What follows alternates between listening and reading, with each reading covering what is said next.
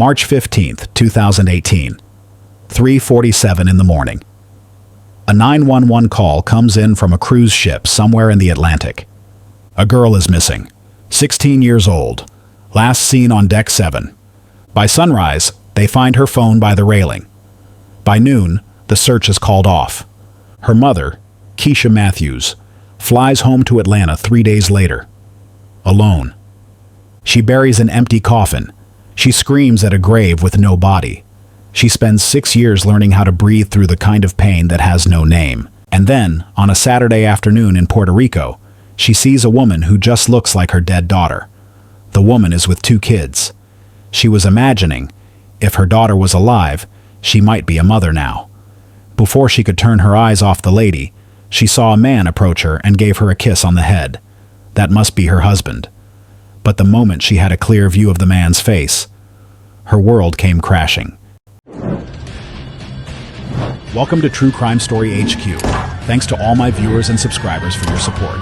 Stay tuned for daily true crime updates. Don't forget to subscribe. Keisha Matthews was born in 1976 in South Atlanta, a neighborhood where mothers worked 2 jobs and still came home smiling, where church on Sunday meant something, where family was everything.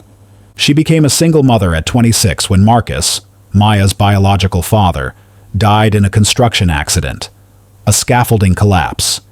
He was gone before the ambulance arrived. So Keisha did what mothers do.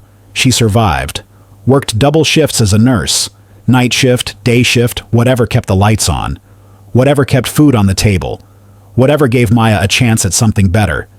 Years passed like that. Work, sleep, Maya, repeat. Then, in her late 30s, Keisha went back to school, got her psychology degree, became a child psychologist. Finally, she could breathe a little easier. A hospital charity event. That's where she met Derek Bennett. He was charming, confident, knew how to listen, knew how to make her feel seen after years of being invisible. They married in 2016. Derek legally adopted Maya, 14 years old at the time. Keisha thought she'd finally done it. Given her daughter the stable home she'd always wanted: a father, security, a family. Derek Bennett seemed like the answer to prayers Keisha didn't even know she was praying. Derek was born in 1979 in Birmingham, Alabama. Middle child, the one nobody paid much attention to. His parents weren't cruel, just distant, emotional deserts, the kind of people who provided everything except warmth. So Derek learned early how to get attention, how to read a room, how to say exactly what people needed to hear. He built a career in pharmaceutical sales on that skill, made good money, drove a nice car, smiled at all the right moments. His co-workers would later say the same thing. Derek always knew what you wanted to hear. But there were cracks. 2 previous relationships. Both ended suddenly. The women never wanted to talk about it afterward. And money problems. Gambling debts that piled up quietly. The kind of thing you hide behind a good suit and a better smile. But Keisha didn't know any of that. Not yet. Maya Bennett. Born 2002. Spring baby. Keisha's whole world. She was artistic. The kind of kid who filled notebooks with drawings, who saw beauty in things other people walked past. She loved photography, carried a camera everywhere. For years it was just Keisha and Maya. 2 against the world. They had their own language, their own jokes, their own rhythm. Maya was close with her mother, told her everything, until she didn't. Around 14, something shifted. Her school counselor would later recall it. Maya became secretive around sophomore year, stopped making eye contact, started spending more time alone. Her best friend noticed it too. She stopped talking about her stepdad around Christmas 2017. I asked her about it once. She just said, "It's complicated," and changed the subject. If you scroll through Maya's Instagram from that time, you can see it. Photos with Derek stop appearing after December 2017. Just gone, like he'd been erased. But Keisha thought it was normal. Teenage girls pull away. They need space. They roll their eyes at family dinners. That's just what they do. Right? By late 2017, the distance between Maya and Keisha had grown into something Keisha couldn't ignore anymore. Maya barely spoke at dinner, spent hours in her room with the door locked, stopped asking Keisha for help with homework, stopped asking for anything. Keisha tried everything, heart-to-heart talks, girls' days, movie nights. Nothing worked. Derek noticed it too, or at least he said he did. January 2018. Derek came to Keisha with an idea. A family cruise, Caribbean, 10 days, just the three of them. No distractions. A chance to reconnect. Keisha's therapist friend would later say, she was trying so hard to make it work. She wanted to believe that one trip could fix everything. Derek handled all the arrangements, booked the tickets, chose the cabin, picked the dates. March 2018, Carnival Destiny, departure from Miami. Keisha packed Maya's favorite snacks, brought photo albums to look through together, planned activities they used to do when Maya was little. She thought this trip would bring her daughter back. March 8th, 2018. The Carnival Destiny departs from Miami. 7 decks, 3,000 passengers. One family about to fall apart. Passengers who were on that cruise would later describe the Matthews-Bennett family the same way. They seemed normal. Just another family on vacation. But the cabin steward noticed something different. The girls spent a lot of time alone on the balcony, hours, just staring at the water. I'd come by to clean and she'd be out there morning, afternoon, evening, always alone. Keisha kept a journal during the trip. She wrote in it every night, trying to process what was happening, trying to understand why this family vacation felt like a funeral. Day 2, she wrote, Maya won't eat with us. Ordered room service and stayed in the cabin. Derek says I'm smothering her, that I need to give her space. Maybe he's right. Maybe I'm the problem. Day 4, March 11th, port stop in Cozumel, Mexico. Keisha went on a shore excursion, a Mayan ruins tour, something she'd been looking forward to. She asked Maya to come. Maya said no, said she wanted to stay at the pool with Derek, so Keisha went alone. But when she got back, Maya wasn't at the pool. Derek said she'd gone to the teen club, then changed it to the arcade, then said maybe she was back in the room. The stories kept shifting. Small things, easy to dismiss. But they didn't quite add up. Days 5, 6, 7, March 12th through 14th. Things started to unravel. The dining staff noticed Keisha's behavior changing. She seemed anxious, kept asking if we'd seen her daughter, asked what time Maya had come to breakfast, asked if we'd seen her with anyone. The mother was clearly worried, but every time Keisha brought it up to Derek, he had the same answer. You're being paranoid. She's 16. She's exploring the ship. This is what teenagers do. You need to stop smothering her. And Keisha wanted to believe him. Wanted to believe she was overreacting. That this was normal. That she was the problem. Night of March 14th. The last family dinner. They sat together in the main dining room. Table for 3. The waiter who served them would never forget it. Nobody was talking. The mother kept trying to start conversations. The man just ate. But the girl looked scared. I remember thinking, that kid doesn't want to be here. She kept looking at the exits, kept checking her phone, and when her mother reached for her hand, she pulled away like she'd been burned. That was the last time Keisha and Maya ate together. The last time Keisha saw her daughter alive. At least that's what she thought. March 15th, 2018. 2:47 a.m. Keisha wakes up. Something feels wrong. The room is too quiet. She looks over at Maya's bed. Empty. Sheets pulled back. 2:51 a.m. Keisha checks the bathroom, the balcony, the hallway. Nothing. 3:03 a.m. She finds Derek in the hallway outside their cabin. He's fully dressed. Says he woke up and Maya was gone. Says he's been looking for her. Keisha asks him why he didn't wake her up. He doesn't have a good answer. 3:15 a.m. Ship security is alerted. A 16-year-old passenger is missing. 3:52 a.m. A passenger on Deck 9 reports seeing something in the water off the port side near Deck 7. Can't tell what it was. Maybe a person, maybe debris, maybe nothing. 4:20 a.m. The search begins. Ship security, crew members, checking every deck, every cabin, every closet, every storage room. Nothing. 6:33 a.m. Someone finds Maya's phone. Deck 7, near the railing. Screen cracked. No other signs of disturbance. 7:10 a.m. Derek is found sitting on the deck stairs, head in his hands, rocking back and forth. When security approaches, he looks up and says, "She's gone. I couldn't stop her." 7:45 a.m. The announcement is made. Passenger overboard. Search continuing.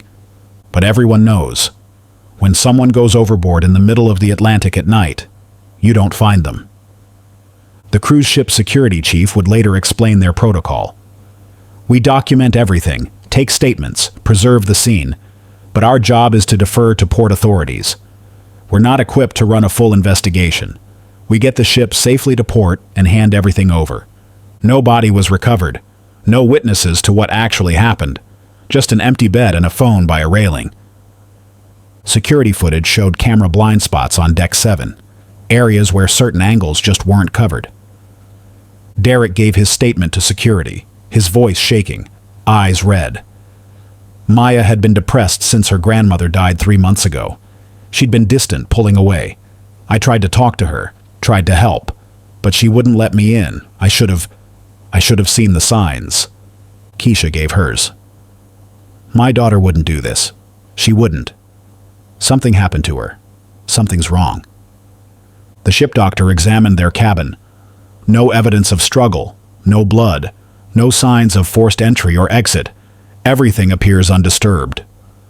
March 16th. The ship docks in Miami. The investigation is handed over to Miami-Dade Police and the FBI. Within 48 hours, the case is classified. Accidental death, possible suicide, no evidence of foul play. Case closed. Keisha Matthews returns to Atlanta with an empty suitcase and a death certificate for a body that was never found. Derek returns with her, grieving, supportive, destroyed by what happened. March 19th, 2018, 3 days after the ship docked in Miami. Keisha and Derek return to Atlanta. There's no body to bring home, no remains to bury, just paperwork, death certificates, incident reports, words on paper that are supposed to explain how a 16-year-old girl vanishes in the middle of the ocean. March 24th, the memorial service, Greenwood Cemetery, South Atlanta, the same place where Keisha's mother was buried 3 months earlier. Now there's a plot beside her. For Maya. But the casket is empty. Keisha's sister Janelle was there that day. She remembers every second of it. Keisha couldn't stop screaming at the cemetery. Not crying, screaming. She collapsed on the ground next to that empty casket and she screamed like something was being ripped out of her chest. It took 3 of us to get her back on her feet. And even then, she kept saying, "She's not in there. She's not in there." Over and over. Derek was present, standing beside Keisha, holding her up when her legs gave out. But people noticed something. He was distant. There. But not really there. Friends would later recall small details. Derek leaving the reception early, taking phone calls outside, checking his watch, at his stepdaughter's funeral. One friend said, "I remember thinking it was grief, that everyone processes loss differently, that maybe he just needed space. But looking back, he seemed like he was waiting for something, like he had somewhere else to be." April 2018. Keisha spiraled. She couldn't work, couldn't sleep, couldn't eat. Her colleagues at the psychology practice put her on leave. Indefinite. Come back when you're ready. But how do you come back from burying your child? She started medication. Antidepressants. Anxiety medication. Sleep aids. Little orange bottles that lined her nightstand like soldiers. And through it all, Derek was there, except he wasn't. By mid-April, he was sleeping in the guest room. Said he couldn't sleep in their bed anymore. Too many memories, too much sadness. Keisha understood. Or tried to. I thought we were grieving together, she would later say. I thought we were holding each other up. I didn't realize he was already gone. Bank records from that time tell a different story. April 10th, 2018. Derek opens a separate bank account, transfers funds, starts separating his finances from Keisha's. His co-workers at the pharmaceutical company noticed changes too. One of them would later testify, "He told me the marriage was over, said it was just a matter of time, said he couldn't breathe in that house anymore." This was 3 weeks after the girl died. I remember thinking, damn, that's cold. But he said it like it was already decided, like he was just waiting for the right moment to leave. May 2nd, 2018. Keisha comes home from a therapy appointment, finds Derek in the living room. 2 suitcases packed. She asks him what's happening. He looks at her. No emotion. Just tired. "I can't do this anymore." That's all he says. Keisha doesn't understand. Can't do what? The grief? The marriage? Life? "I can't stay in this house. I can't keep pretending I'm okay. I can't keep drowning in your sadness." Keisha begs him not to go. Gets on her knees. Literally on her knees. "You're all I have left of her. Please. Please don't leave me alone with this." Derek looks down at her, and for a moment, something crosses his face. Guilt? Regret? Pain? But then it's gone. "That's exactly the problem, Keisha. I'm not a piece of Maya. I'm not a placeholder for your grief. I'm suffocating here." He picks up his suitcases, walks to the door. Keisha is still on the floor, still begging. "Where will you go? Can we talk about this? Can we try counseling?" Derek doesn't turn around. "I'll have my lawyer send the papers." The door closes. 6 weeks after Maya died, Derek Bennett walks out of Keisha's life. May 15th, 2018. Divorce papers arrive. Derek waives all claims to the house, to shared assets, to everything. He just wants out. Fast. The settlement is finalized within 30 days. No fight, no negotiation. He signs everything. Keisha's lawyer finds it strange. Most divorces drag on for months, years even. This man wanted out like the house was on fire. By mid-June, Derek Bennett is gone. No forwarding address, no contact information. Just gone. Keisha tries calling. The number is disconnected. She tries emailing, bounces back. She tries reaching out through mutual friends. Nobody's heard from him. It's like he vanished. But here's what Keisha didn't know at the time. Phone records from the cruise. Subpoenaed during the initial investigation but never followed up on. Multiple calls to an unknown number in the Bahamas, starting on March 12th, the day after they docked in Cozumel. 5 calls that day alone, each lasting several minutes. Bank transfers. March 12th, $5,000 wired to an offshore account. Sender, Derek Bennett. March 15th. The night Maya disappeared, 3 calls to that same Bahamas number, 11:47 p.m., 1:23 a.m., 2:34 a.m. The last call ended 13 minutes before Keisha woke up to find Maya gone. Miami-Dade police had this information. The FBI had this information. But the case was closed. Accidental death. Possible suicide. No evidence of foul play. Nobody followed up on the calls. Nobody tracked the money. Nobody asked why a grieving stepfather was wiring money to offshore accounts and making calls to the Bahamas in the middle of the night. The investigation went nowhere, and Derek Bennett disappeared into thin air. Here's a question for you. What kind of man leaves his wife right after their child dies? What kind of man walks away from grief that deep? From a woman on her knees begging him to stay? Some people would say a man who's broken. A man who can't handle the pain. A man who's drowning and needs to save himself. But what if it's something else? What if it's a man who got exactly what he wanted? Summer 2018. Keisha can't stay in the house anymore. Every room holds a memory. Every corner whispers Maya's name. The mortgage is too high for one income anyway. She moves to a smaller apartment, 1 bedroom, cheaper rent, no yard, no memories. She packs Maya's things carefully. Every drawing, every journal, every piece of clothing, boxes them up like relics. Can't throw them away, can't look at them either. She tries going back to work, makes it 3 days. On the 4th day, a mother brings in her teenage daughter for a session. The girl is 16, same age Maya was.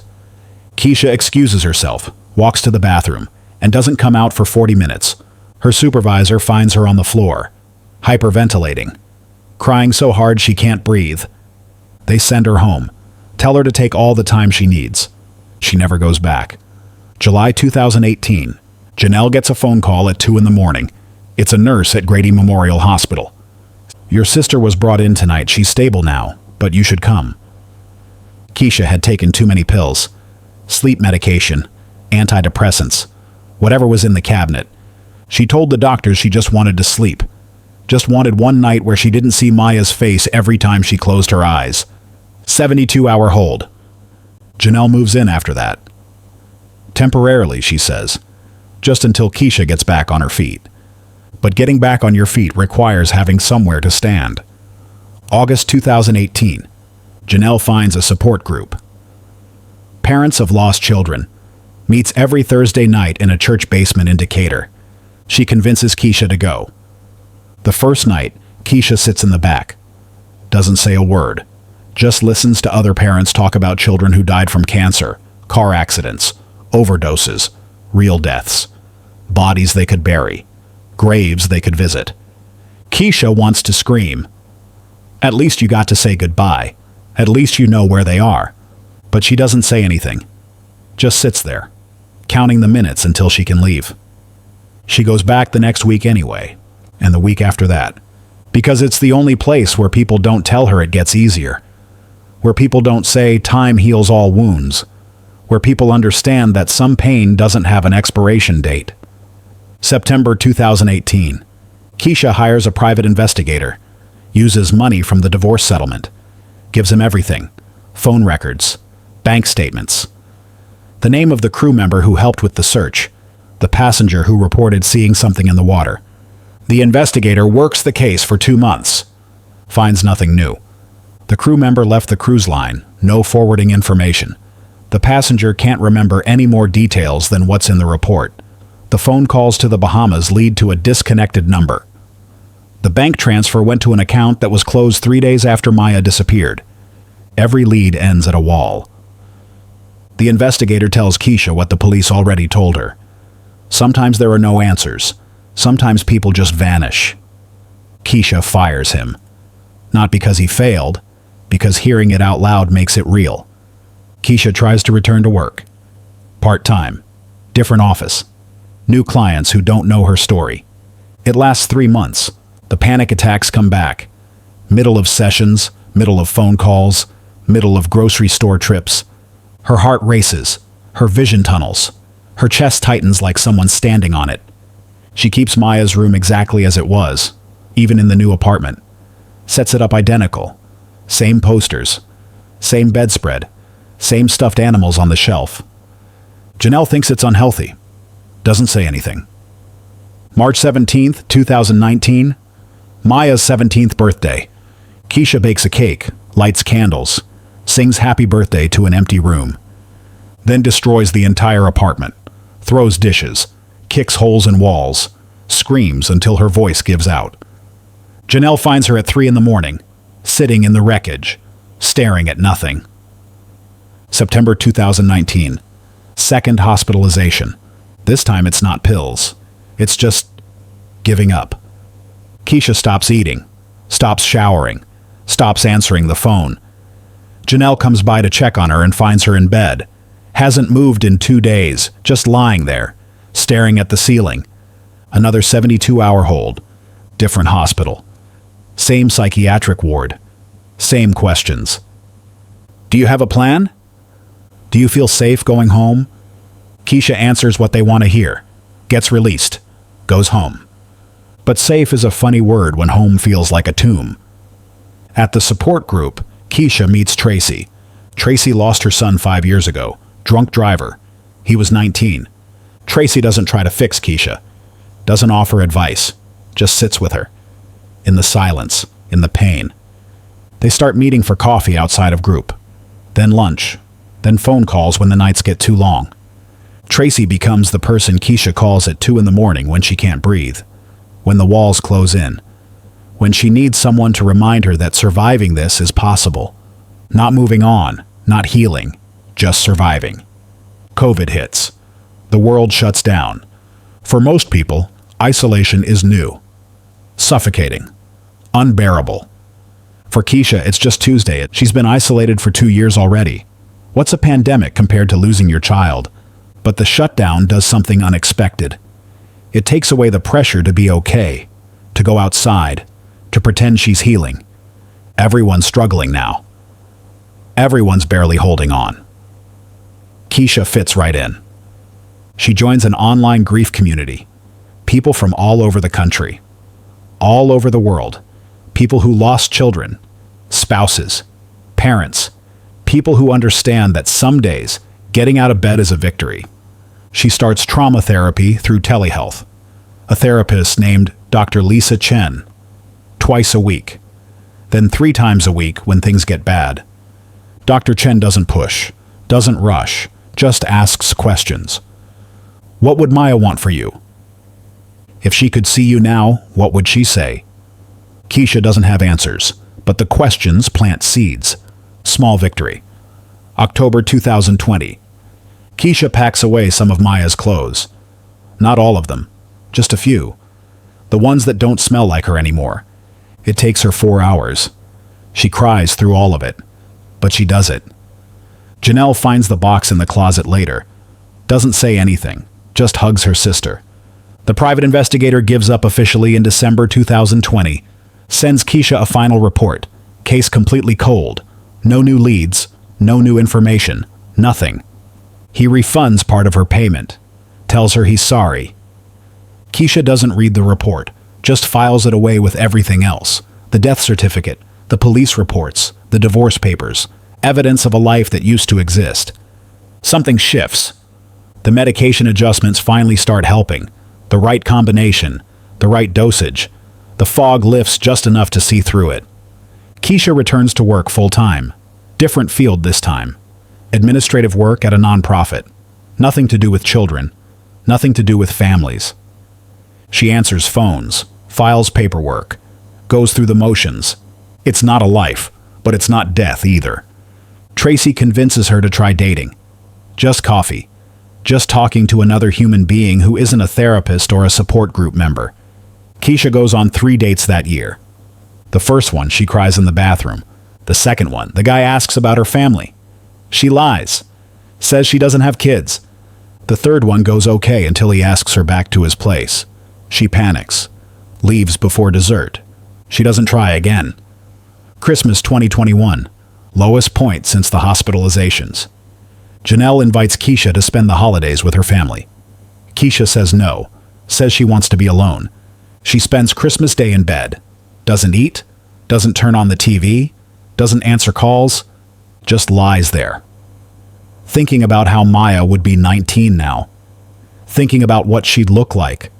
What college she'd be attending. What she'd be studying. Thinking about all the Christmases they'll never have. 2 days after Christmas, Tracy and Janelle show up at Keisha's apartment, unannounced. They stage an intervention. Not about drugs, not about suicide, about living. Tracy sits on the edge of the bed, takes Keisha's hand. You need to start living again. Not for Maya, not for us, for you.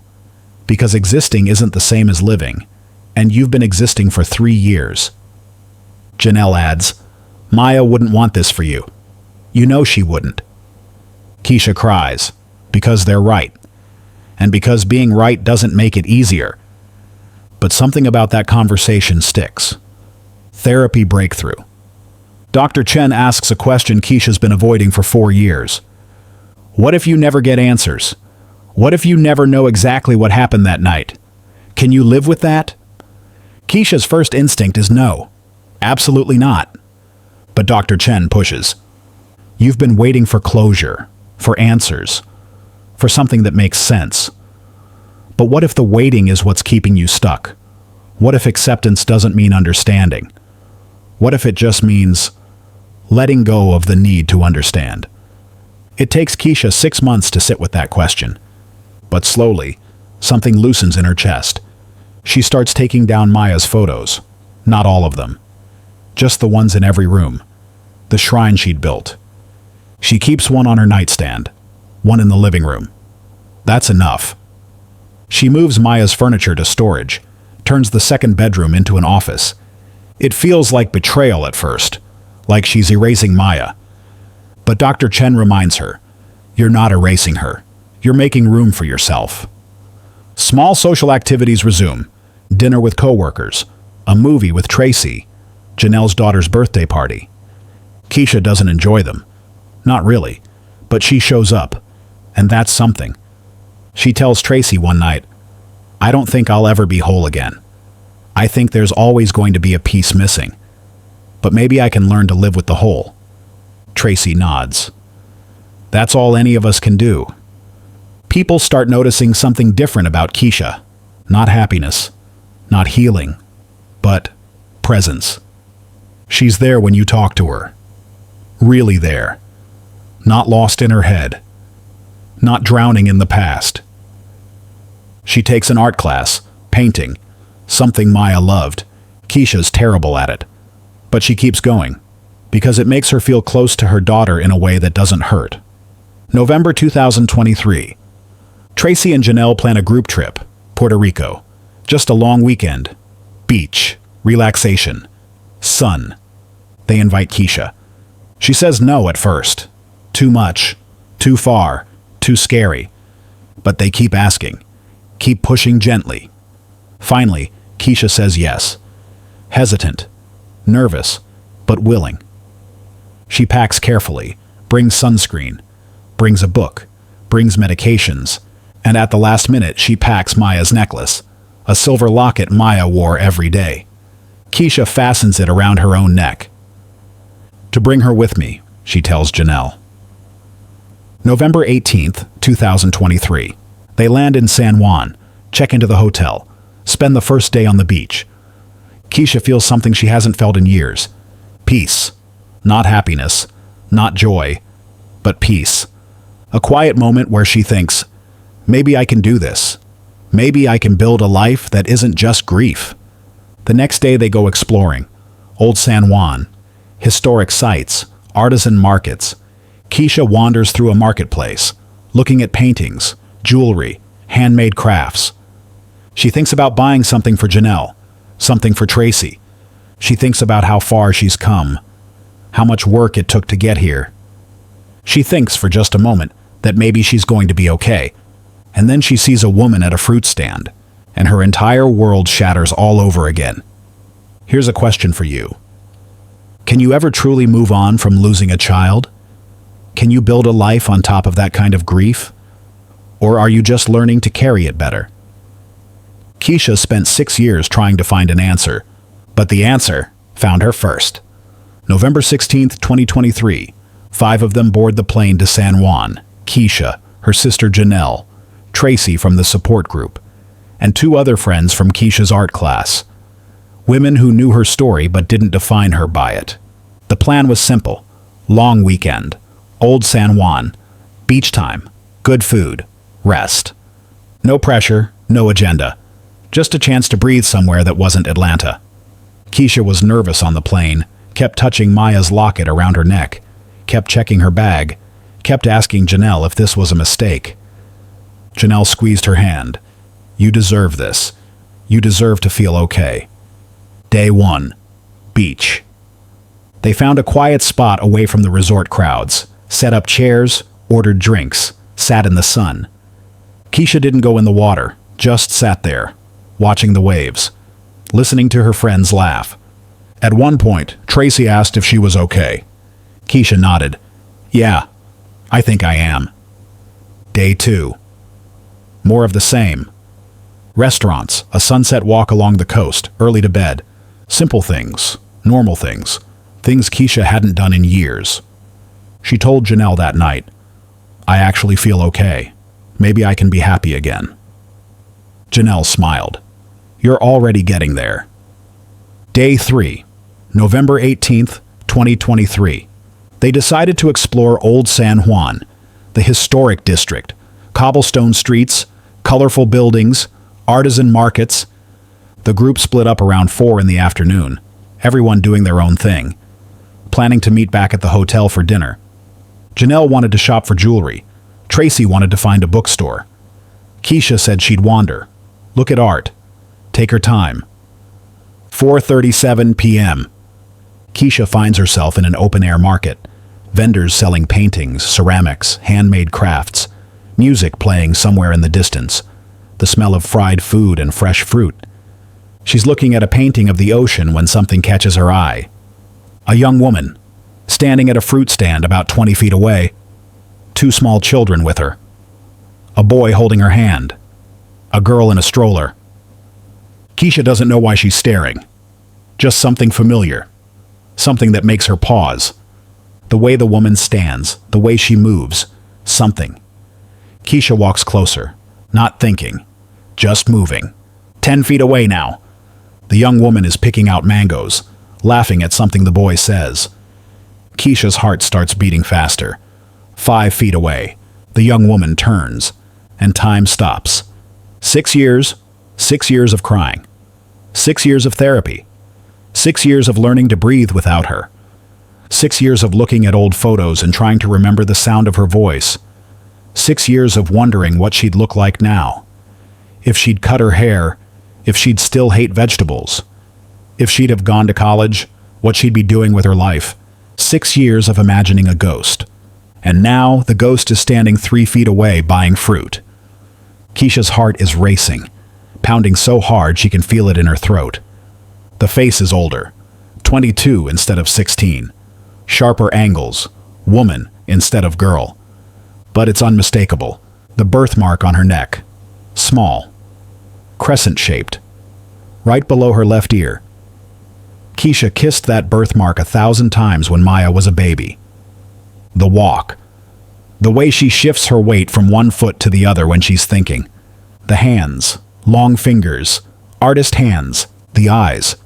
Her eyes, Maya's eyes, Keisha's eyes. The young woman is holding the boy's hand. He's maybe 4 years old. Brown skin, curly hair, Maya's smile. The girl in the stroller is younger. 2, maybe. Same eyes, same nose. Both children look like her daughter.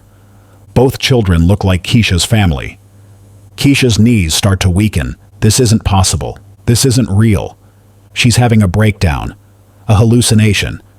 6 years of grief finally breaking her brain. But then a man approaches, walks up from a nearby vendor stall, holding a bag, puts his arm around the young woman's waist, leans in, kisses the top of her head. The gesture is intimate, familiar, comfortable. Keisha knows that body language, that posture, that presence. The man turns slightly, and Keisha sees his face. Derek Bennett, her husband, her daughter's stepfather, standing there, alive, real, touching Maya like she's his wife, playing father to children who shouldn't exist. The world tilts, sound mutes. Everything goes quiet except for the blood rushing in Keisha's ears. Her vision narrows. Tunnel vision. All she can see is them. Derek, Maya, the children. Her knees buckle. She grabs onto a vendor table to keep from falling, and that's when Maya sees her. Their eyes meet across 3 feet of space that might as well be the ocean. Recognition crosses Maya's face. Instant, unmistakable. Her eyes go wide. Her face drains of color.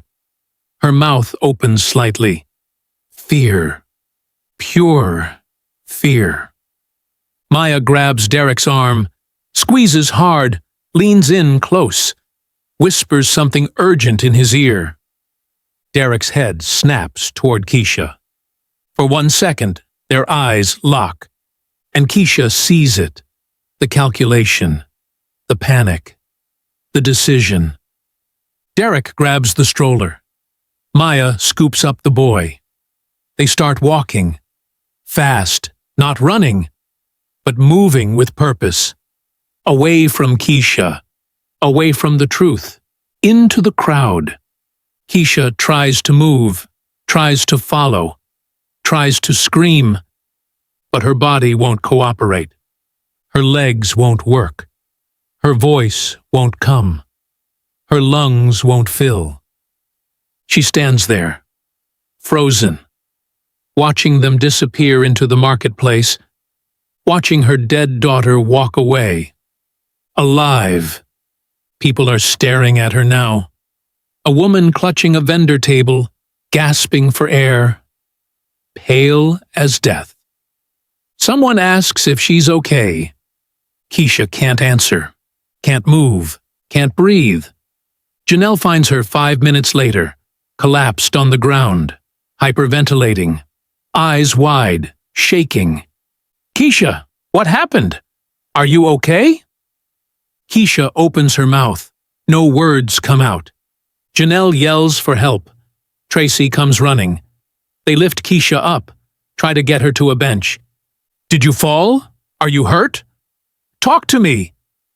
Finally, Keisha speaks. 3 words, barely a whisper. I saw her. Janelle doesn't understand. Saw who? Keisha's voice cracks. Maya. Here's a question for you. What would your body do in that moment?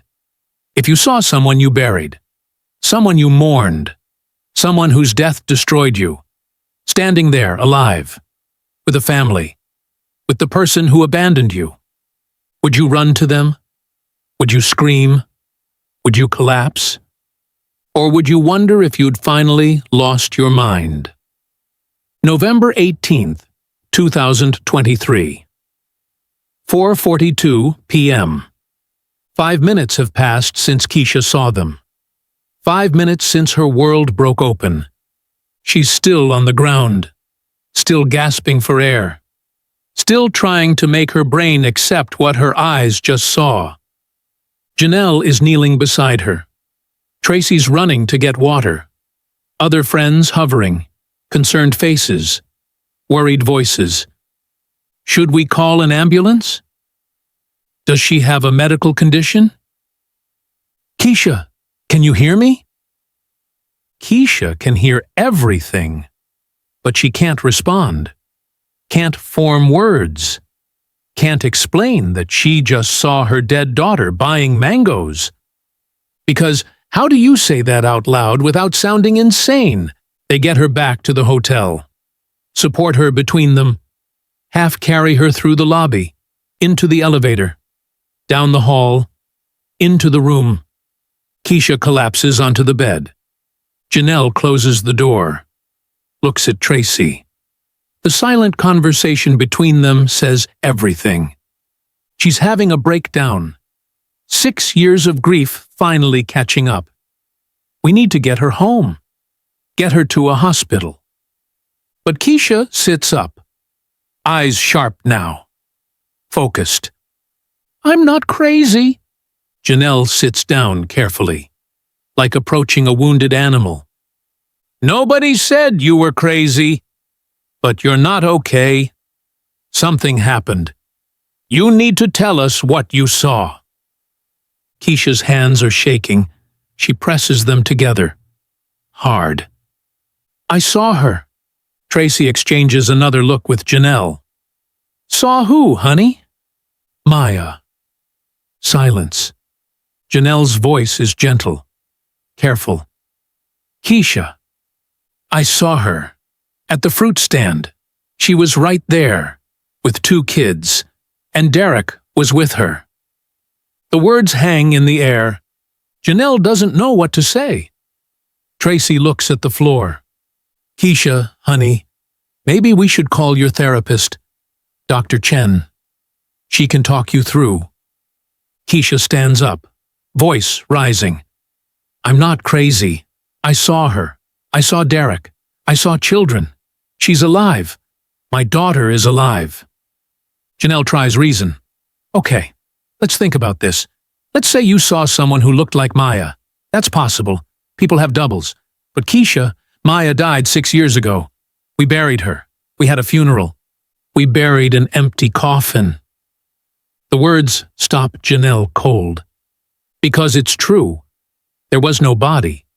No remains. Just a death certificate and a closed case. Keisha keeps going. Voice stronger now. More certain. I saw her birthmark. The one on her neck. I saw the way she walks. I saw her hands. I know my daughter.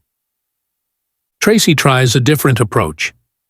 Even if it was someone who looked exactly like Maya, what about Derek?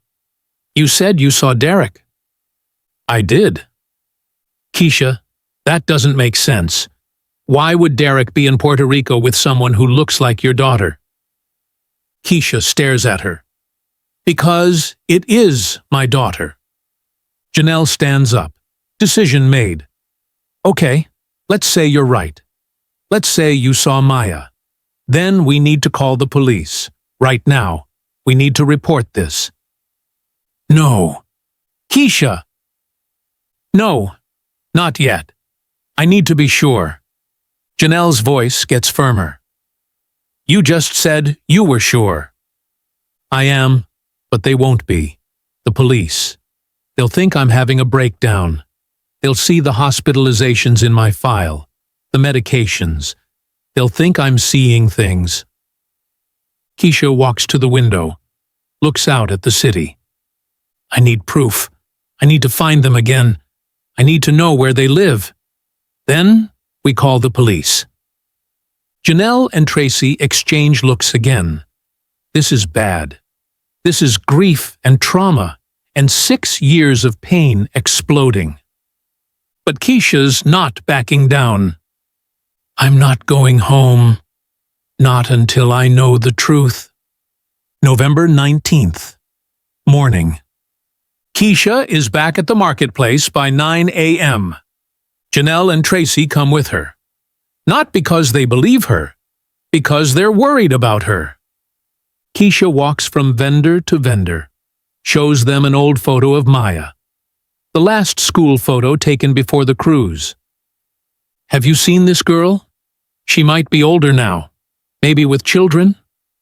Most vendors shake their heads, don't recognize her, haven't seen her. But the fruit vendor pauses, looks at the photo, looks at Keisha. Maria! Keisha's heart stops. What? That looks like Maria. She comes here sometimes. Nice girl. Always buys too much fruit for those kids to eat. Keisha's hands start shaking. Maria? Her name is Maria? That's what she told me. Maria Rivera. Where does she live? The vendor shrugs. Somewhere in the hills, I think. I don't know exactly. She doesn't talk much, just buys fruit and leaves. When does she come? What days? Tuesdays and Saturdays, usually, around 4 o'clock. Keisha looks at Janelle. It's her. Janelle's face is pale. Because if the vendor recognized the photo, then maybe Keisha isn't crazy. Maybe she really did see someone who looked exactly like Maya. Or maybe she saw Maya. November 20th. Tuesday. Keisha stakes out the marketplace, sits at a cafe with a view of the fruit stand. Orders coffee she doesn't drink. Watches. Waits. Janelle sits with her. Doesn't argue anymore, just sits. Hours pass. 4 o'clock comes and goes. No Maya, no Derek, no children. Keisha doesn't move. 5 o'clock. 6 o'clock. Vendors start packing up. Still nothing. Janelle puts a hand on her arm. Keisha, we need to go. Not yet. She's not coming. She might. It's getting dark. Keisha finally stands, defeated, exhausted. Maybe she was wrong. Maybe it wasn't Maya. Maybe 6 years of grief really did break her. November 21st. Wednesday. Keisha doesn't leave the hotel room, stays in bed, stares at the ceiling. Janelle tries to talk to her. We're supposed to fly home tomorrow. We can extend the trip if you want. But Keisha, maybe we should just go home. Talk to Dr. Chen. Figure this out. Keisha doesn't respond. Tracy sits on the edge of the bed. You've been through so much, and I know you think you saw her. But honey, maybe your mind is playing tricks. Maybe grief is making you see what you want to see. Keisha's voice is flat, empty. Maybe, but she doesn't believe it. November 22nd, Thursday. Keisha goes back to the marketplace. One last time. Janelle's given up arguing, just goes with her, keeps her phone ready to call for help if needed. They wait all afternoon. Nothing. Keisha starts to cry, sitting there in the cafe, tears running down her face. I saw her. I know I did. Janelle holds her hand. I believe that you believe that, which isn't the same thing. And Keisha knows it. November 23rd, Friday. Their flight is supposed to leave at 6 p.m. Bags are packed. Checkout is at noon. Keisha tells Janelle she wants to walk through Old San Juan one more time, just for closure. They end up at the marketplace again. Because of course they do. 3:47 p.m. Keisha is standing near the same spot where she first saw them. Just standing there, saying goodbye to the ghost. And then she sees them.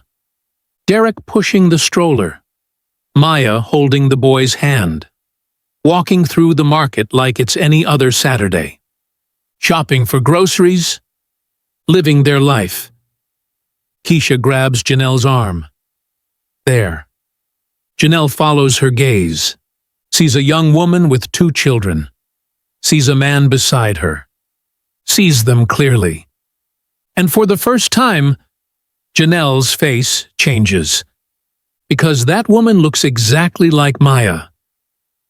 Oh my God. Keisha doesn't approach them, doesn't call out, doesn't make a scene. She just watches.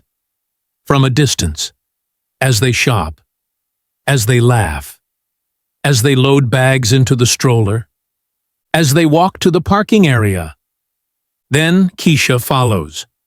Janelle hisses, "What are you doing? I need to know where they live." Keisha, we should call. Not yet. They watch from behind a parked car as Derek and Maya load groceries into an old pickup truck. As they buckle the children into car seats as Derek starts the engine. Keisha memorizes the license plate. Pulls out her phone. Takes a photo. The truck pulls out. Keisha runs into the street. Flags down a taxi. The driver rolls down the window. Where to? Keisha points at the truck disappearing around the corner. Follow that truck. Don't lose it. The driver laughs. Lady, I'm not in a movie. Keisha pulls out her wallet, throws cash at him. $200, please. The driver looks at the money, looks at Keisha's face, sees something there that makes him stop laughing. Get in. 20-minute drive. Out of the city. Into the hills. Small towns. Modest neighborhoods. The truck parks at a yellow house at the end of a dirt road. Keisha tells the driver to stop a block away. She watches as Derek and Maya unload groceries, as the children run up to the house, as Maya unlocks the door, as they go inside. A house, a home, a family, built on her suffering. The taxi driver asks, "You want me to wait?" Keisha stares at the house. "No, I'm good." She pays him, gets out, stands there on the street, watching the yellow house, watching the lights turn on inside, watching shadows move past windows. Janelle stands beside her, silent. Because, what do you say? After 10 minutes, Keisha turns away. Let's go back to the hotel. That night, Janelle paces the hotel room. Okay, we call the police now, right? We have an address. We have proof. We call the police and they handle it. Keisha is sitting on the bed, staring at the wall. Keisha, we're calling the police, right? Silence. Keisha. Finally, Keisha speaks. Tomorrow. I need tonight to think. Think about what? About what I'm going to say to her. Janelle's voice rises. You're not going back there. We're calling the police. They'll investigate. Tomorrow. The word is final. Janelle looks at Tracy. Tracy looks at the floor. They both know. Tomorrow, Keisha is going to that house. With or without them. November 24th, 6 a.m. Janelle wakes up. Keisha's bed is empty.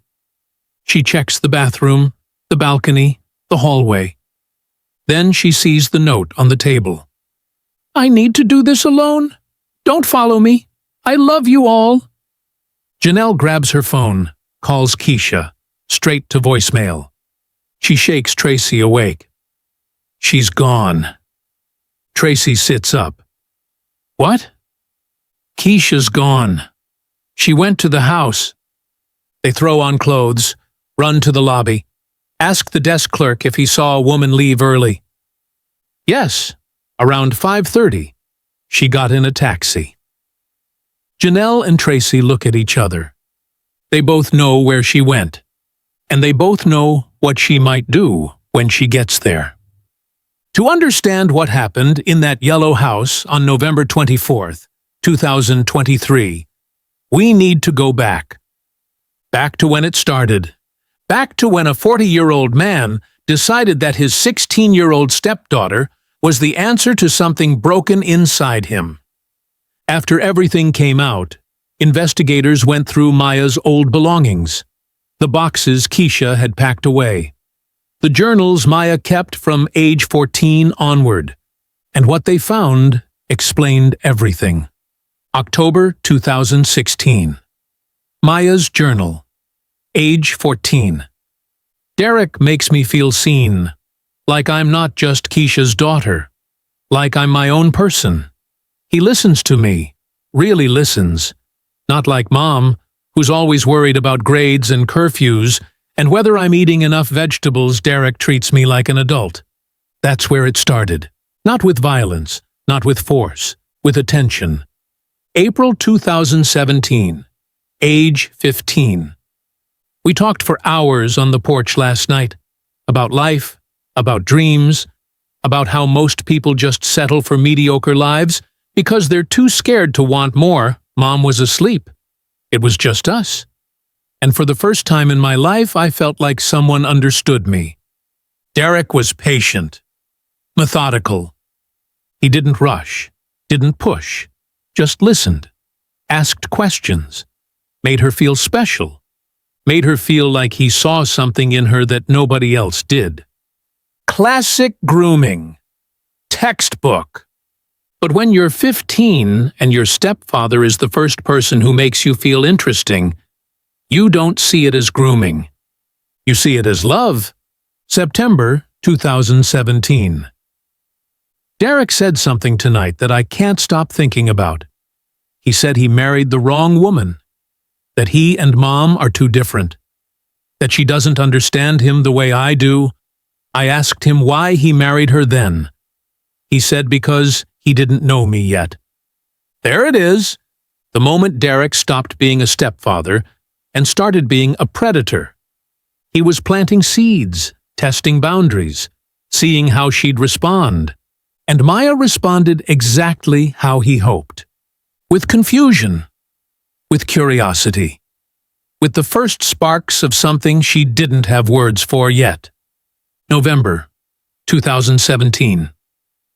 He kissed me tonight. I don't know how it happened.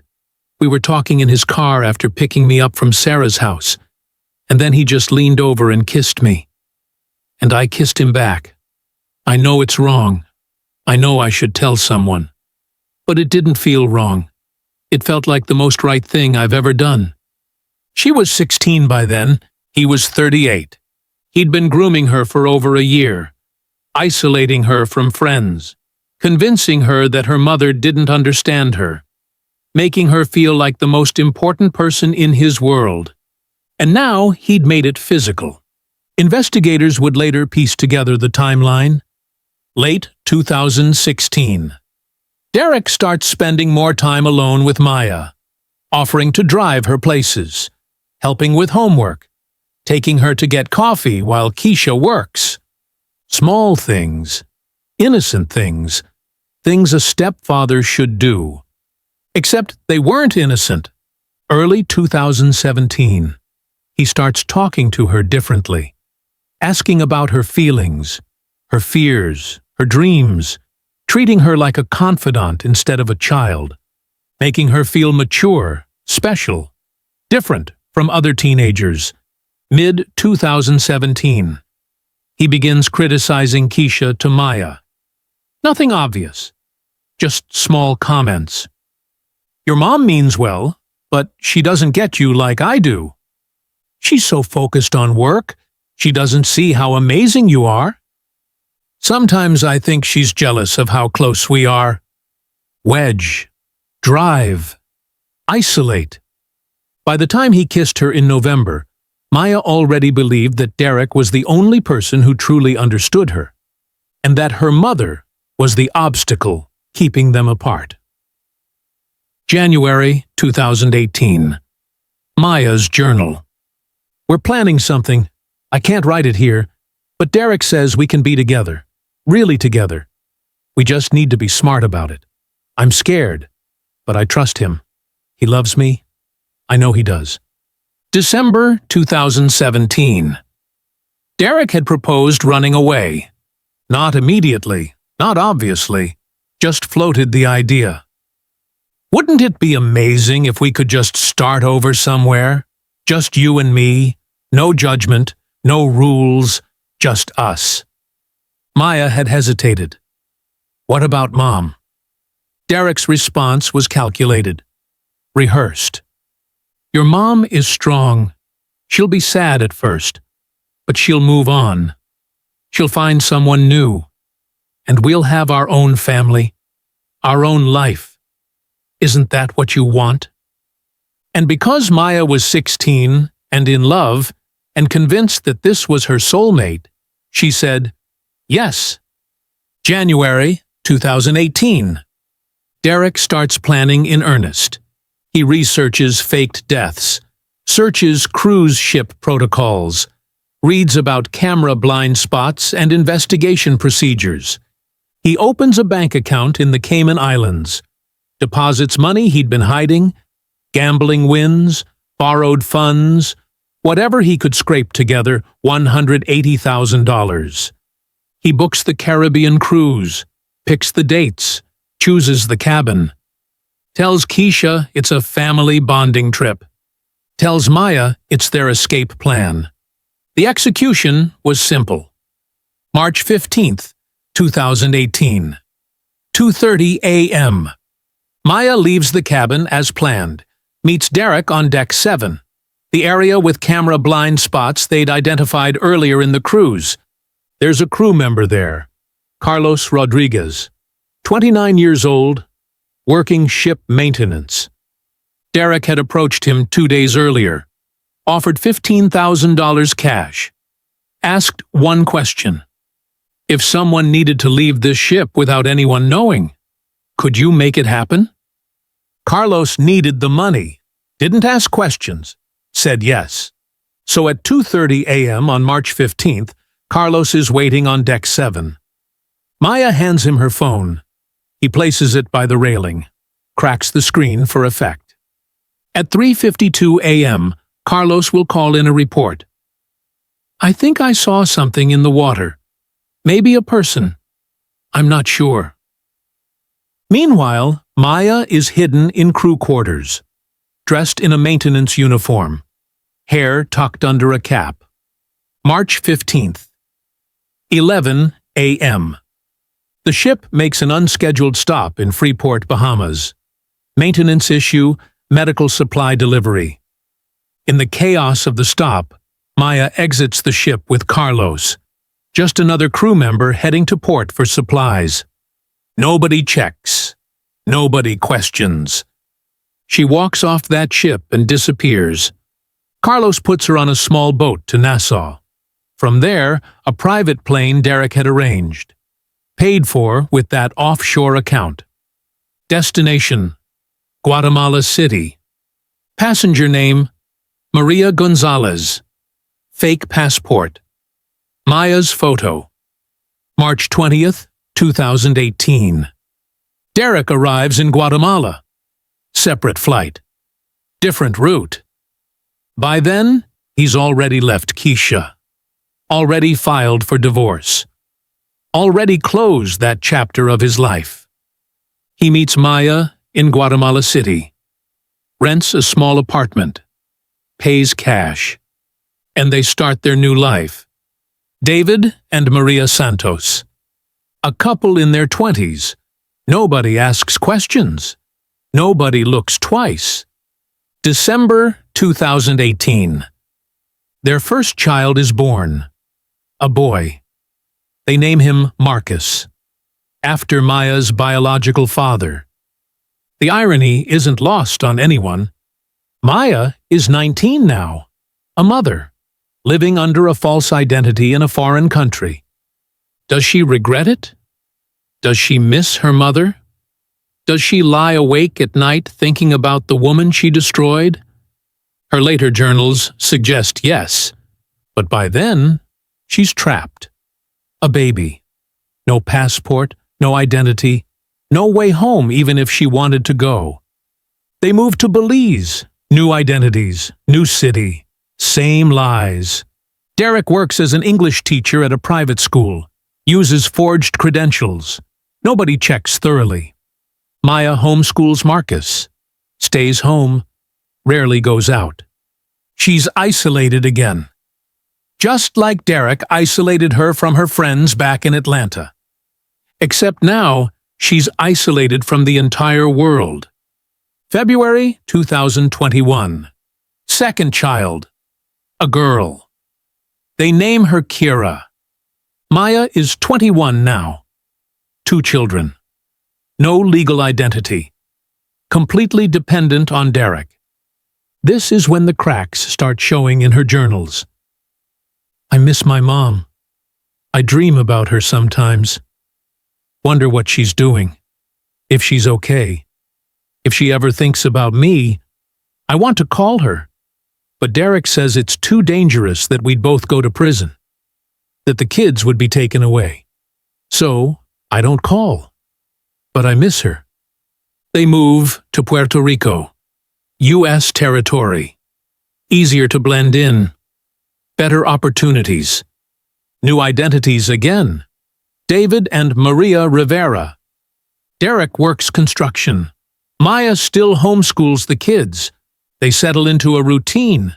Groceries on Saturdays. Park on Sundays. Normal life. Except it's built on a lie. A lie that destroyed a woman 600 miles away. A woman who spent 6 years believing her daughter was dead. A woman who was, at that very moment, slowly learning to breathe again. Here's a question for you. How does a 16-year-old girl get convinced that faking her death is love? How does a child agree to destroy her mother? To let her grieve a lie? The answer is simple and terrible. Because she was groomed by someone she trusted. Because she was isolated from everyone who could have helped her. Because she was manipulated by an adult who saw her as an object, not a person. Because she was a child. And he was a predator. November 24th, 2023, 9:30 a.m. A taxi pulls up 2 houses down from the yellow house at the end of the dirt road. Keisha sits in the back seat, staring, watching. Derek's truck is in the driveway. She tells the driver to wait. He asks how long. She says she doesn't know. He looks at her in the rearview mirror, sees something in her face that makes him nervous. "Lady, are you okay?" Keisha doesn't answer, just watches the house. 10:15 a.m. The front door opens. Derek comes out. Work clothes, boots. Gets in the truck. Keisha ducks down in the taxi, heart pounding. Derek backs out of the driveway, drives past them, doesn't look their way. Gone. Keisha waits 5 more minutes, making sure he's not coming back. Then she pays the driver. Cash. All of it. "You didn't see me." The driver takes the money, drives away without a word. Keisha stands on the street, alone, looking at the yellow house. 6 years of grief. 6 years of rebuilding. 6 years of learning to survive. All leading to this moment. She walks to the door. She knocks. 3 times. Steady. Firm. Footsteps inside. Light. Quick. The door opens. Maya stands there, wearing an old t-shirt, hair in a messy bun, coffee mug in hand. Behind her, 2 children. The boy playing with toy cars. The girl coloring at a small table. Maya and Keisha lock eyes. Time stops. Maya's face drains of all color, all blood, all life. The coffee mug slips from her hand, falls, shatters on the tile floor. Brown liquid spreading, ceramic pieces everywhere. Maya's mouth opens. No sound comes out at first. Then, barely a whisper. "Mama!"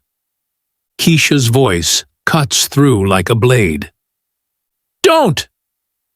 The children stop what they're doing, staring at the broken mug, at their mother frozen in the doorway, at the strange woman standing outside. Marcus, the 4-year-old, stands up. "Mommy, who is that?" Maya can't speak, can't move, can't breathe.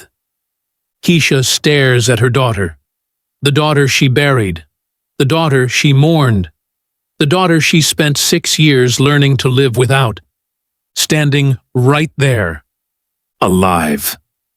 Maya finally finds her voice, shaking, desperate. "Go to your room. Now." Marcus doesn't move. "But..." "Marcus, take your sister. Go to your room.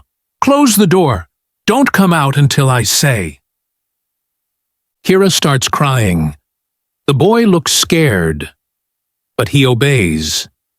Takes his sister's hand. Leads her down the hallway. A door closes. Now it's just the 2 of them. Mother and daughter. 6 years between them. Keisha steps inside.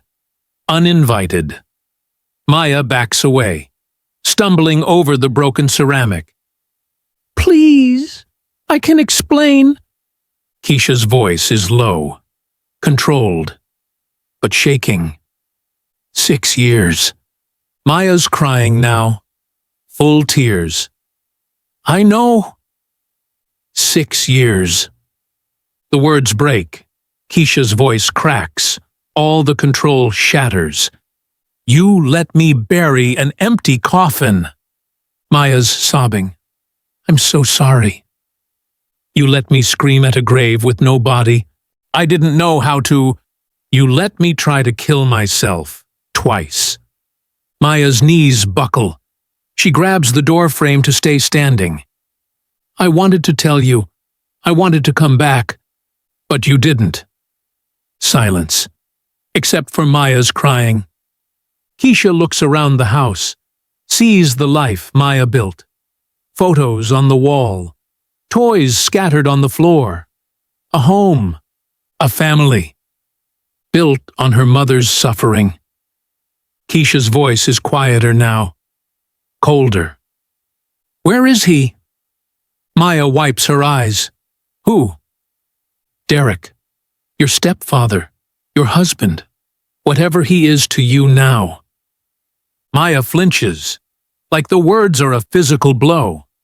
Because that's what Derek is, isn't it? All of those things. All of those impossible, horrible things. He's at work. Call him. Tell him to come home. Mama, please. Don't call me that. You lost that right 6 years ago. Maya's crying harder now. Please, we can talk. Just us. We don't need. We're going to wait for him. The finality in Keisha's voice stops all argument. 10:30 a.m. Keisha sits on the couch. Maya sits across from her in a chair, as far away as possible. The children are still in the bedroom. Quiet now. Probably scared. Keisha doesn't take her eyes off Maya. Maya tries to speak several times. Opens her mouth. Closes it. Can't find words that make sense. What do you say to the mother you destroyed? How do you explain the inexplicable? Keisha finally speaks. Not yet. I want him here to hear this. So they wait. Hours pass. The afternoon drags on. Heavy. Suffocating. Around noon, Maya gets up. The kids need to eat. Keisha nods. Maya goes to the bedroom, opens the door. Keisha can hear her talking softly. Are you hungry? Let me make you lunch. She brings them to the kitchen, makes sandwiches, gives them juice boxes. Marcus keeps looking at Keisha. Who is she? Maya's voice is barely holding together. An old friend. It's okay. The boy doesn't believe her. Kids know when adults are lying. But he eats his sandwich, takes his sister back to the bedroom. Maya returns to her chair. Keisha hasn't moved, hasn't eaten, hasn't looked away. Just waiting. 3 p.m. Keisha breaks the silence. How old were you when it started? Maya stares at the floor. Long silence. 15.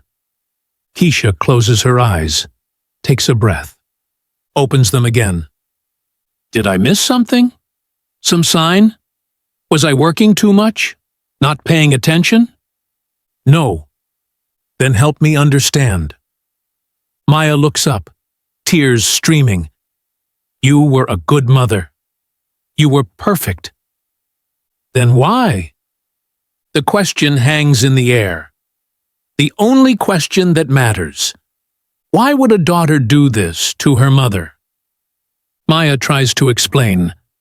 But how do you explain something you don't fully understand yourself? He made me feel special, like I mattered, like I was more than just Keisha's daughter. Keisha's jaw tightens. Maya continues. He said things I needed to hear. That I was smart, that I was mature, that I was different from other girls my age. He groomed you. I didn't see it that way then. I thought it was love. I thought he understood me. Keisha's voice is hard. You were a child. I know that now. But at 15, I felt like an adult. And he treated me like one. He was 38 years old, Maya. He was your stepfather. Maya's crying harder. I know it was wrong. But by the time I understood what was happening, I thought I loved him. And then the cruise? Maya nods. He said we could start over, be together, have a family. He said you'd move on, that you were strong, that you'd be okay. Keisha laughs, a bitter, broken sound. I tried to kill myself, twice. Does that sound okay to you? Maya's face crumbles. I didn't know. He told me you'd be fine. that you'd grieve for a while and then move on. And you believed him. I was 16. I was scared. The plan was already in motion. We were on the ship, and he kept saying it would be okay, that we'd be happy, that this was our only chance. You could have stopped it, could have told someone, could have come to me. I was terrified of him, of what would happen, of losing the life he promised me. Keisha's voice drops, and then the years passed. Maya nods, barely. And then the years passed, and I had the kids, and I couldn't. You could have called me any day, any moment. You could have come home. Maya's voice is barely a whisper. I was ashamed. Keisha stares at her. You should be. Silence falls again. Maya wants absolution, wants her mother to understand, to forgive. But Keisha's face is stone. No forgiveness there, just pain and rage and 6 years of grief that can never be undone. Outside, the sound of a truck pulling into the driveway. 5:20 p.m. Derek is home. The sound of a truck pulling into the driveway, engine rumbling, then cutting off. Door slamming. Heavy footsteps on the porch. Maya's eyes go wide. Terror crosses her face. Keisha doesn't move, just waits. The front door opens. Derek walks in, still in his work clothes, boots covered in dust. Maria, whose car was that down the... He stops, sees Keisha sitting on his couch. Every drop of color drains from his face. Keisha. Keisha stands slowly, deliberately. Don't say my name. Derek looks at Maya, still calculating, still trying to control the situation. What did you tell her? Keisha's voice cuts through. She didn't have to tell me anything. I saw you, both of you, at the marketplace, living your life, playing house with my daughter. Derek puts his hands up, placating, like he's dealing with a difficult customer. Look, I know this seems... Seems? Keisha's voice rises. 6 years of pain behind every word. This seems like you faked my daughter's death. This seems like you groomed a child. This seems like you let me bury an empty coffin while you built a family. Derek's expression shifts. The charm drops, replaced by something harder. It's not what you think. Then tell me what it is. Maya pursued me. I tried to stop it, but... Maya's voice cracks. Derek, stop. But Derek keeps going. Desperation creeping in now. She knew what she was doing. She wanted this. I didn't force her. Keisha takes a step toward him. She was 15. She was mature for her age. She was a child. Derek's back is against the wall now, literally and figuratively. You need to leave, Keisha. This doesn't concern you anymore.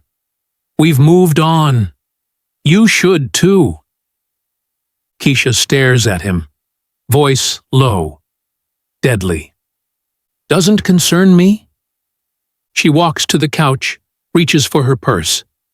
Derek doesn't notice, too busy justifying himself. We're happy here. Maya's happy. The kids are happy. You showing up after 6 years trying to ruin... Keisha pulls out the gun. She'd bought it that morning. Early. Before the sun came up. A gun shop that opened at 6 a.m. legal purchase. No waiting period in Puerto Rico background check cleared. She didn't know if she'd use it, didn't know what she'd do, but she bought it anyway. Derek's eyes go wide. All the color that drained from his face earlier, gone completely now. "Keisha, put that down!" Maya screams. "Mama, no!" But Keisha's hand is steady, pointed right at Derek's chest. "You took my daughter. You faked her death. You let me suffer for 6 years. Derek backs toward the door, hands up. "I can explain. Just put the gun down and we can talk. You married me to get to her. That's not... You groomed a child." Derek's composure finally cracks, anger flashing through. "She wanted it. She loved me. She chose me." Maya steps forward. "Stop it! Both of you! Stop!" Maya moves between them, between her mother and the man who destroyed them both. "Mama, he's not worth it." Keisha's eyes never leave Derek. "Get out of the way. Please, think about this. Think about what you're doing." "I've thought about nothing else for 6 years." Derek sees his opening, thinks he can still talk his way out. "This is crazy. You're crazy. Just like you've always been. Maya told me how you..." Keisha's voice drops, ice cold. "You destroyed everything. My daughter, my marriage, my life. You took 6 years from me that I'll never get back." Derek lunges for the door. The gun goes off. Bang! The sound fills the small house, deafening. Derek falls, clutches his chest, blood spreading fast across his work shirt. Maya screams. From the bedroom, children scream. Keisha stands there, gun still raised, shaking now. Derek's on the floor, gasping, blood pooling beneath him. He looks up at Keisha, confusion in his eyes, like he can't believe this is happening. You're crazy." Keisha walks closer, stands over him. "You destroyed everything." Derek tries to speak, blood in his mouth now. "Maya, help me!" He reaches toward Maya with one hand, pleading. Maya is frozen, back against the wall, staring at the blood, at Derek dying on her floor. "Call ambulance!" But Maya doesn't move, can't move. Derek's breathing gets shallower, faster, desperate. "Please." 1 minute passes, 2 minutes. His breathing slows. At 3 minutes, it stops. Derek Bennett dies on the floor of the house he built on lies. Silence. Except for the children crying in the bedroom. Was this justice or murder? A man who groomed a child, who destroyed a family, who let a mother drown in grief while he played house with her daughter. Dead on the floor, shot by the woman whose life he stole. Is that justice? Or just another tragedy? You decide. The gun is still in Keisha's hand. Derek's body on the floor. Blood everywhere. Maya collapsed against the wall. Sliding down. Sitting now. Staring at nothing. From the bedroom, children screaming. Terrified screams. Keisha drops the gun. Falls to her knees. What has she done? The bedroom door bursts open. Marcus runs out. "Mommy!" He sees the body. Sees his mother on the floor. Stops dead. 4 years old. Too young for this. Way too young for this. Kira follows. 2 years old. Crying. Doesn't understand but knows something's wrong. Maya snaps out of her shock, scrambles to her feet, grabs both children. "Don't look. Don't look, babies. Don't look." She turns them away from Derek's body, shields their eyes with her hands. But Marcus already saw. You can see it in his face. That image is burned into his brain forever. Keisha watches from across the room, watches her daughter comfort these children, her grandchildren, children she didn't know existed until 5 days ago, children who are innocent in all of this. They didn't ask to be born into lies, didn't ask for a father who groomed their mother, didn't ask for any of this, and now they're watching their world fall apart because of her. Keisha stands slowly, legs shaking, walks toward Maya. Maya clutches the children tighter, terror in her eyes. "Why?" Maya can't speak, just crying, holding her babies. Keisha's voice breaks. "I loved you. I gave birth to you. I held you when you had nightmares.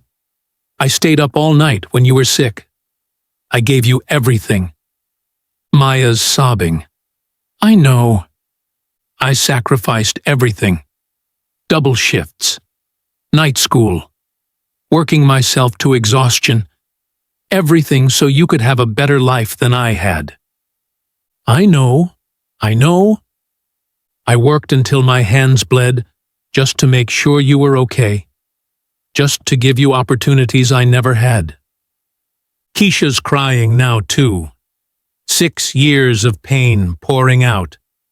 "And this is what I get?" The questions come rapid fire now, questions without good answers. "Why me?" Maya can't respond. "What did I do to deserve this?" Silence.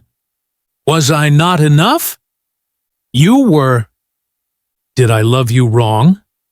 Did I hold on too tight? Not tight enough? What did I miss?" Maya's voice is barely a whisper. "You were perfect. You were always perfect." Keisha's voice rises again. "Then why? Why would you do this to someone who loved you? Why would you let me suffer for 6 years?" Maya looks up, eyes red, face destroyed. "I don't know. I was young and stupid, and I thought—" "You thought what? That destroying me was love? That faking your death was a gift?"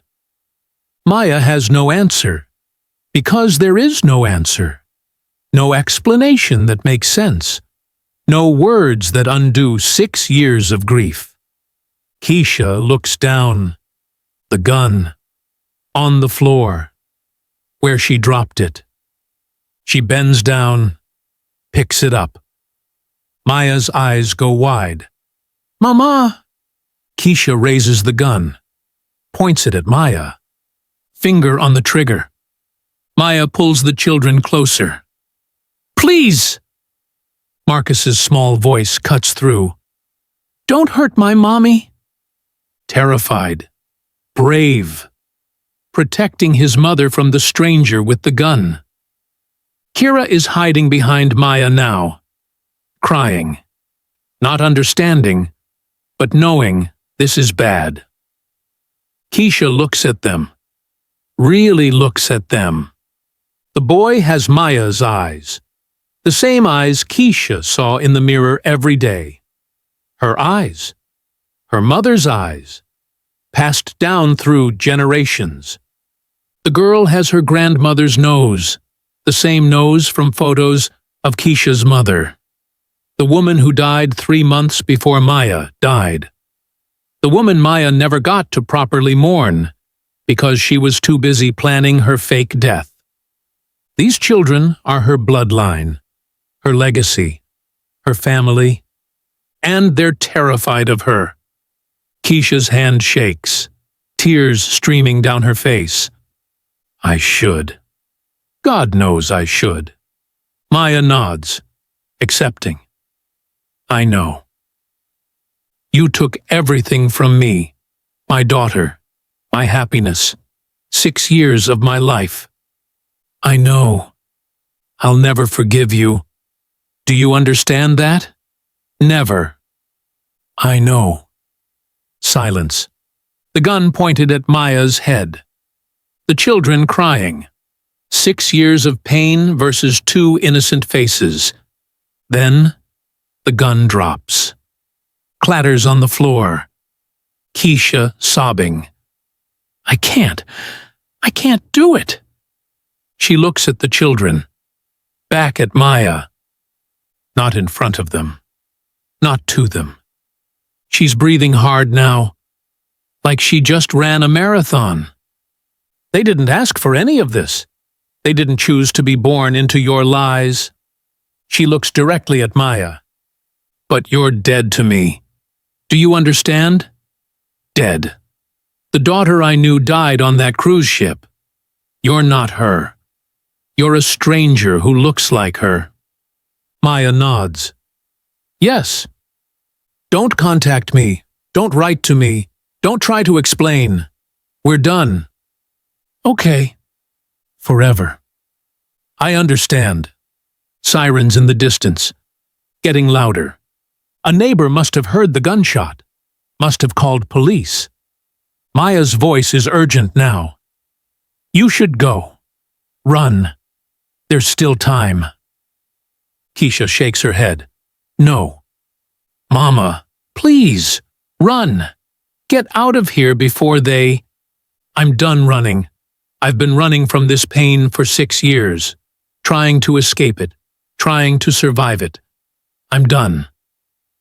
The sirens are close now, on the street, pulling up outside. Keisha walks to the couch, sits down, puts her hands in her lap, waits. Car doors slamming outside, footsteps running, radio chatter. The front door bursts open. Police! Hands up! 3 officers, guns drawn, seeing the body, the blood, the gun on the floor. Keisha stands slowly, hands in the air. Ma'am, step away from the weapon. I shot him. He's dead. They move in fast, cuff her, pat her down. One officer reads her rights. You have the right to remain silent. Anything you say can and will be used against you. Maya is still on the floor, holding the children, watching as they take her mother away. Keisha looks back one more time, sees Maya holding those children, protecting them, being a mother. Last image, her daughter alive. Her grandchildren exist, and she's going to prison. Was it worth it? Ask her in 4 years. Did she do the right thing? She killed the man who destroyed her life, but spared the daughter who helped him do it. She protected 2 innocent children from more trauma, but left them without a father and with a mother headed to prison. She got justice. But at what cost? There are no easy answers here. Just a mother who lost everything, a daughter who threw it away, and 2 children who will spend their lives trying to understand what happened in that yellow house. November 24th, 2023, 6:47 p.m. Keisha sits in an interrogation room at the Puerto Rico Police Department, still wearing the same clothes, Derek's blood on her shoes, 2 detectives across from her, recording device on the table. They ask her to explain what happened, and she does, all of it. The cruise in 2018, Maya's disappearance, the empty coffin, Derek leaving, 6 years of grief, the marketplace, the stalking, the confrontation, the gun. She tells them everything. The detectives listen, faces unreadable at first. But as the story unfolds, something changes. They exchange glances, Write faster. Ask her to repeat certain details. Wait, you're saying your daughter's death was faked? 6 years ago? Yes. And the man you shot today was your ex-husband? Yes. Who was living with your daughter? Who you thought was dead? Yes. One detective leaves the room, makes phone calls, runs checks. Derek Bennett. Real identity confirmed. Wanted for questioning in a closed case from 2018. Carnival cruise incident. Maya Bennett. Listed as deceased. Death certificate on file. But fingerprints in the house tell a different story. By midnight, the pieces come together. They find Carlos Rodriguez, the crew member who helped fake Maya's death. Living in Miami now. Different cruise line. He confesses within 2 hours. Explains the whole plan. The money. The timing. How Maya left the ship. Everything Keisha said checks out. The detectives return to the interrogation room. Look at Keisha differently now. Not like a murderer, like a woman who endured something unimaginable. November the 25th. Keisha is charged with second-degree murder. Her lawyer arrives from Atlanta. Janelle hired the best she could afford. The lawyer listens to the story, takes notes, shakes his head. This is temporary insanity. Classic case. 6 years of psychological torture. You see your dead daughter alive. You confront the man who destroyed your life, any jury will understand. But understanding and acquitting are different things. Keisha killed a man. That's a fact. Whether it was justified? That's for 12 strangers to decide. Maya is arrested the same day. Fraud. Conspiracy to fake her own death. Multiple counts. But her case is complicated. She was a minor when it started. 15 when Derek began grooming her. 16 when she faked her death. Prosecutors debate. Is she a victim or a criminal? Both. Evidence of coercive control is clear. Derek's grooming. The power imbalance. Her age. But she's 22 now. An adult. And she maintained the lie for 6 years. Let her mother suffer. That has to count for something. The children. Marcus and Kira. Taken by Puerto Rico Social Services that night. Emergency protective custody. They're traumatized. Marcus saw his father die. Kira doesn't understand why mommy's gone. They're placed in temporary foster care. Evaluation begins. Janelle flies to Puerto Rico immediately. Files for emergency custody. She's their great-aunt. Family. Better than strangers. After 2 weeks of paperwork and home studies and background checks, the judge agrees. November 10th. Janelle gets custody. Brings them back to Atlanta. Marcus starts therapy immediately. Nightmares every night. Kira clings to Janelle, cries for her mommy. But slowly, they adjust. Children are resilient. They have to be. May 2024. 6 months later. The trial begins. Public opinion is divided, completely split.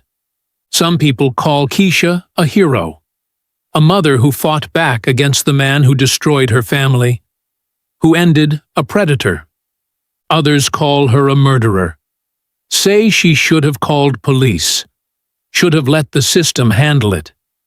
That vigilante justice isn't justice at all. Both sides are loud. Both sides are certain they're right. The trial lasts 3 weeks. Prosecution argues premeditation. She bought the gun that morning. She went to the house. She waited all day for Derek to come home. This wasn't a split-second decision. This was planned. Defense argues temporary insanity. 6 years of grief. Seeing her dead daughter alive. meeting the man who let her bury an empty coffin. Any reasonable person would snap. Expert witnesses testify.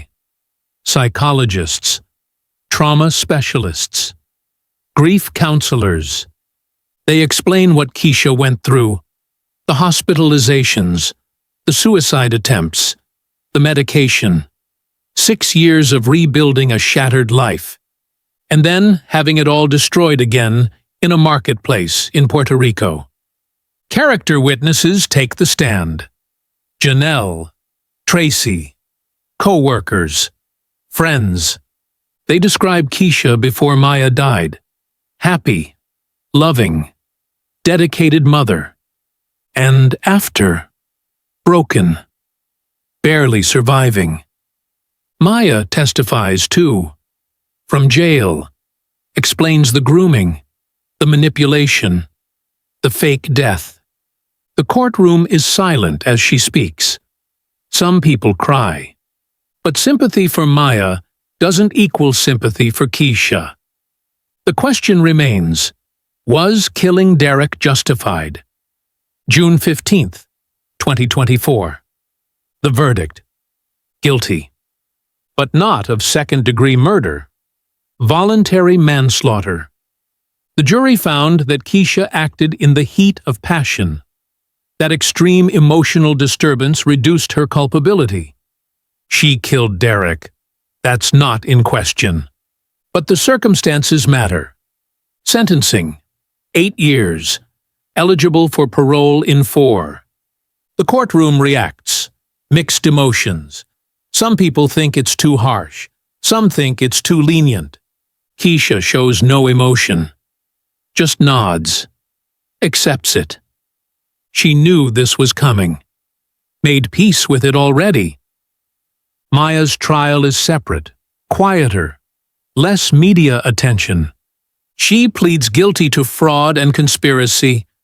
Her lawyer argues her case. She was groomed, coerced, manipulated by a man 20 years older. The judge acknowledges this, but also notes she had 6 years to come forward, to tell the truth, to end her mother's suffering. She chose not to. Sentencing, 5 years federal prison. Maya cries when the judge reads it, but doesn't argue. She knows she's guilty of something, even if she's not sure exactly what. November 2024. 1 year later. Keisha is in a federal prison in Georgia. Minimum security, good behavior. Janelle brings the children to visit once a month. They sit across from each other. Glass partition between them. Phones to talk. Marcus is 6 now. Asks questions. Why did you shoot my daddy? Keisha doesn't lie. Doesn't sugarcoat. Because he hurt people. He hurt your mommy when she was young. He hurt me. And I was very, very angry. Are you sorry? Pause. Long pause. I'm sorry you had to see it. I'm sorry you're hurting. But no, I'm not sorry he's gone. Marcus thinks about this. Nods slowly. Doesn't really understand, but accepts it. Kira is 5 now. Doesn't remember much. Just knows Grandma Keisha lives here. Behind glass. She presses her hand against the partition. Keisha presses hers on the other side. Small moment, but it matters. Maya is in a different facility. Federal prison in Pennsylvania. She also gets visits from the children. Different schedule. Different weeks. Confusion for Marcus and Kira. 2 mommies in prison. One for killing, one for lying. Which is worse? They're too young to understand. Maybe nobody understands. Maya is in therapy. Mandatory. 3 times a week. Processing her victimhood, her choices, her guilt. She writes letters to Keisha. Every week. Apologizing. Explaining. begging for forgiveness. For 8 months, Keisha doesn't respond. October 2024. Keisha writes back. One sentence. The kids are okay. They ask about you. That's all. But it's something. A crack in the door. Not forgiveness, not reconciliation, but acknowledgement. Maya is your daughter, whether Keisha wants her to be or not. November 2024. Documentary crew visits Keisha in prison. She agreed to the interview, wants to tell her story, wants people to understand. She looks different now, calmer. The wild grief in her eyes has settled into something quieter. Still pain. Always pain. But manageable now. The interviewer asks the question everyone wants answered. Do you regret it? Shooting Derek? Keisha thinks. Really thinks. I regret that it came to that. I regret that those children saw what they saw. I regret that I'm in here instead of raising my grandchildren. Pause. But I don't regret protecting those children from seeing me kill their mother. I already took their father. That was enough. The interviewer pushes. Some people say you should have called the police. Let them handle it. Keisha laughs, bitter. The police closed Maya's case in 48 hours. They called it suicide and moved on. They didn't find Derek, didn't find Maya, didn't find the truth. The system failed me 6 years ago. Why would I trust it now? So you took justice into your own hands? I took my life back. Derek stole 6 years from me. 6 years I'll never get back. He deserved what he got. And Maya? Do you think she deserved prison? Long silence. Maya was a child when it started, a victim. But she was an adult when she maintained the lie, when she let me suffer year after year. So yes, I think she needs to pay for that. Not the same way Derek paid, but something. Do you think you'll ever forgive her? Another long silence. I don't know. Maybe. One day. But not today.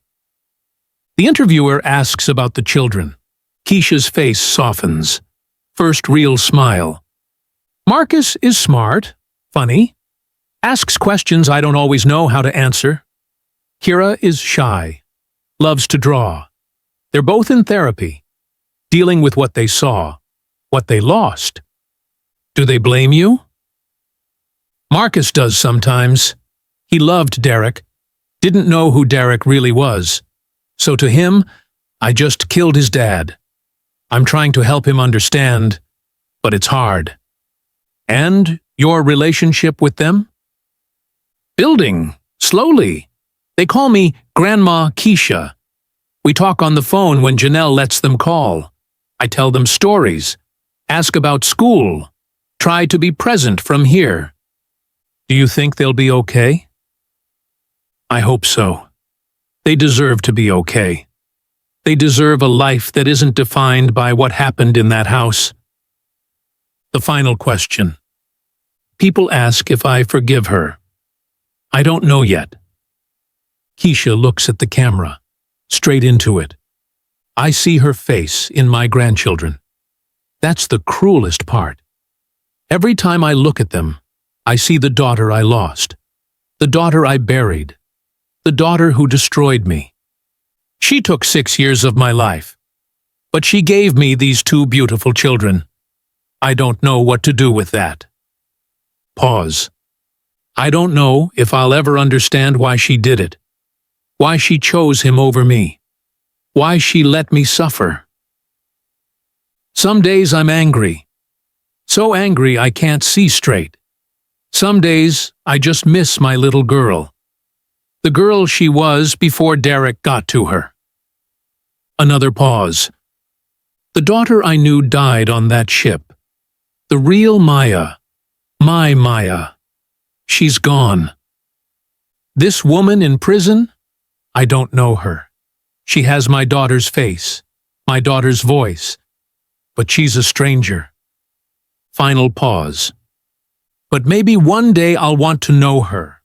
Maybe one day I'll be able to separate the child who was groomed from the adult who maintained the lie. Maybe. But not today. Keisha Matthews will be eligible for parole in 2028. Her grandchildren are thriving with their Aunt Janelle in Atlanta. Therapy is helping. School is going well. They're building a life. Maya Bennett will be released in 2029. What happens when she gets out? Does she reunite with her children? Does Keisha let her back into their lives? Nobody knows. Derek Bennett is dead. Buried in a cemetery in Birmingham, Alabama. His family claimed the body. Small funeral. Nobody attended except his mother. Was justice served? That depends on who you ask. Here's the thing about stories like this. There are no clean endings. No moments where everything makes sense. No resolution that satisfies everyone.